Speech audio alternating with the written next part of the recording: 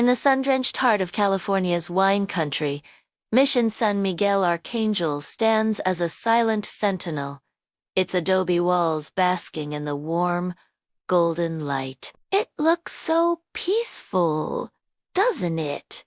A postcard from a bygone era, a relic of faith and history. But as daylight fades, and the long shadows of evening stretch across its hallowed grounds, a different story begins to unfold. For within these historic walls, a deep tragedy has stained the very soul of this place, a darkness that has echoed through the corridors of time for over 170 years. To understand the whispers that haunt this mission, we must journey back to a time of chaos and greed, to the turbulent years following the California gold rush. It was 1848. The mission, once a thriving spiritual center, had been secularized and sold into private hands. An English family, the Reeds, along with their household, now called this sacred place home. They were known to be prosperous, having recently acquired a significant amount of gold. It was this rumor of wealth that would seal their fate and forever alter the destiny of Mission San Miguel. One cold January evening, a group of desperate men, drifters and former soldiers, arrived at the mission seeking shelter. The Reeds, known for their hospitality, welcomed them in, offering them food and a place to rest by the fire. They couldn't have known the darkness lurking in the hearts of their guests.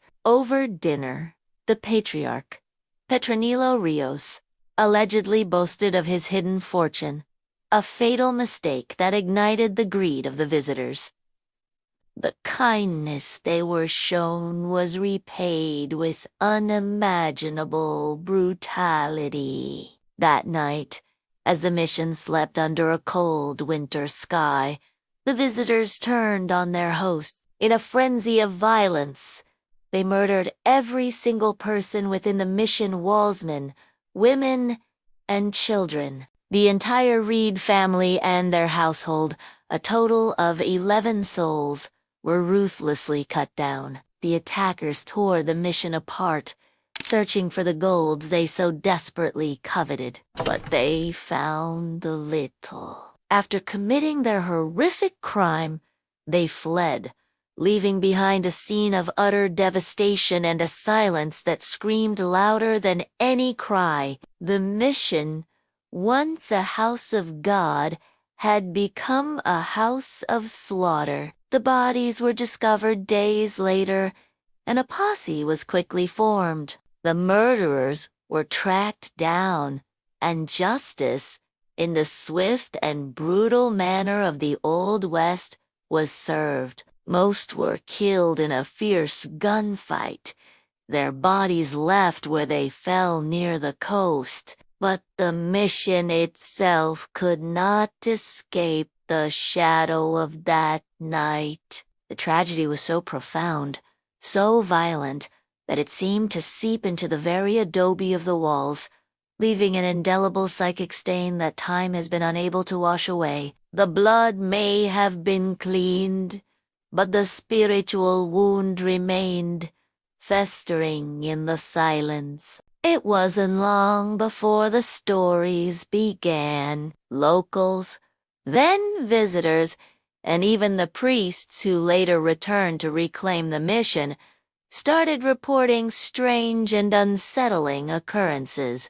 They spoke of a heavy, oppressive atmosphere that would descend without warning, a palpable sense of sorrow and fear that clung to certain rooms, particularly the living quarters where the Reed family had been slain. This wasn't just old-world superstition. These were first-hand accounts from credible witnesses, people who entered as skeptics and left as believers. The massacre had opened a door that seemingly could not be closed. Today, Mission San Miguel is one of the most well-preserved of all the California missions, a beautiful and historically significant site. But for those who know its dark history, every corner holds a potential secret. Visitors often speak of sudden, inexplicable cold spots,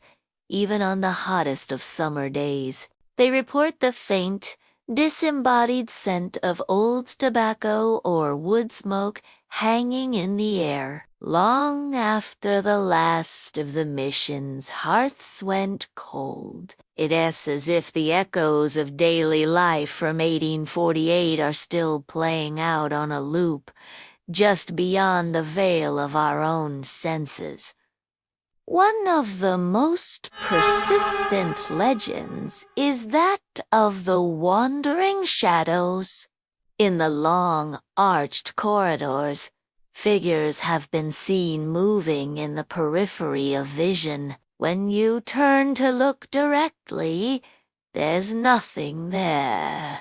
But the feeling of being watched, of not being alone, is a common thread in countless visitor testimonies. Security guards and staff who have had the duty of locking up at night have stories that would make your hair stand on end. They talk of doors creaking open on their own, of footsteps echoing in empty halls, and the unnerving sensation of a presence just over their shoulder. The sounds of the mission are perhaps the most chilling phenomenon. The great bells in the Campanario, the bell tower, have been reported to ring on their own, their solemn tolls echoing across the quiet courtyard at odd hours of the night, with no one near the ropes. More subtly, and perhaps more disturbingly, are the whispers, faint, murmuring voices, sometimes sounding like prayers in an old Spanish dialect, are said to drift from the empty pews of the church. Others have heard what sounds like a woman softly crying or a child's faint laughter, a heartbreaking echo of the young lives that were so cruelly extinguished here. Could these be the spirits of the Reed family and their household, forever bound to the place of their violent end? Many paranormal investigators and psychics who have visited believe so. They claim the emotional trauma of the event was so immense that it created a powerful residual haunting, a psychic recording of the tragedy replaying itself over and over. Some even claim to have made contact, sensing the confusion and sorrow of spirits who may not even realize they are dead, still waiting for a peace that will never come. Imagine walking these corridors alone as darkness falls. The only light is from a flickering candle you hold in your hand, its flame dancing and casting long, distorted shadows on the ancient walls. Every creak of the floorboards, every gust of wind whistling through a crack in the stone, makes your hearts pound in your chest. You can almost feel the weight of history here, the immense sorrow that permeates the air. You pass the old living quarters, and a sudden chill runs down your spine, so cold it feels like an icy hand has brushed against your skin. You stop, listen. Is that a whisper?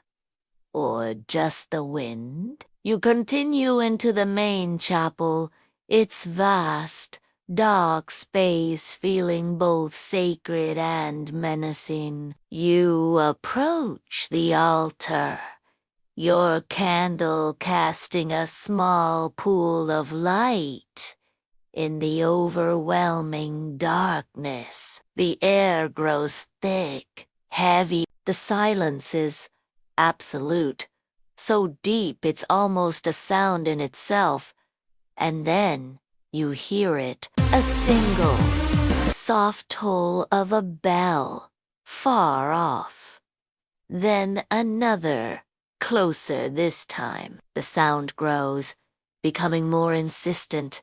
The ringing of bells when there is no one to ring them. Your candle flame, which had been steady, begins to flicker wildly as if caught in a phantom breeze. Suddenly, with a final, desperate dance, it goes out, plunging you into complete and total darkness. In that blackness, the tolling of the bell seems to be right inside your head, louder and louder, a frantic, desperate alarm, and beneath the cacophony, a new sound emerges, a chorus of whispered voices, praying, pleading, their words lost in a forgotten dialect. They say the souls who perished here are still trapped, forever reliving their final moments. Their spirits tethered to this ground by the injustice of their deaths,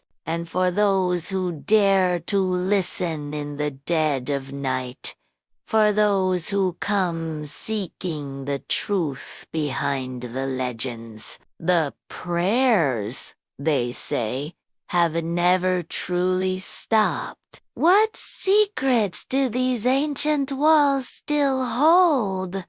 And what would you hear if you stood here, alone, at the stroke of midnight? Thanks for joining us on this journey into the shadows. If you enjoyed this exploration of the unknown, don't forget to like, subscribe, and hit that notification bell so you don't miss our next adventure into the world's most haunted places.